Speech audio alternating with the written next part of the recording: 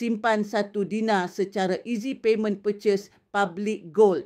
Tuan-puan nak mula simpan emas tapi bajet belum besar, 1 dinar EPP adalah cara paling mudah untuk mula bayar sedikit-sedikit dapat emas penuh. 1 dinar lebih kurang 4.25 gram emas. Ia sangat sesuai untuk tujuan-tujuan penting seperti simpanan jangka panjang, dana kecemasan, persediaan masa depan anak atau langkah pertama sebelum mula simpan lebih banyak gram. Public Gold menawarkan EPP, Easy Payment Purchase, iaitu pelan bayaran ansuran 6 atau 10 bulan tanpa faedah. Tuan-puan cuma bayar ikut jadual dan selepas bayaran selesai, terus dapat 1 dinar fizikal milik sendiri.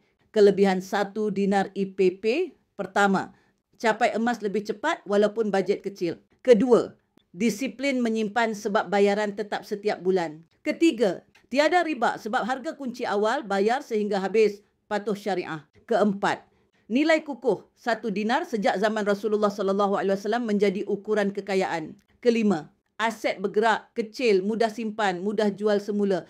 Kalau simpan 1 dinar setiap beberapa bulan, dalam setahun tuan-puan boleh kumpul banyak gram tanpa sedar. Jika tuan-puan nak mula 1 dinar EPP hari ini, WhatsApp akak sekarang. Akak bantu yang terbaik.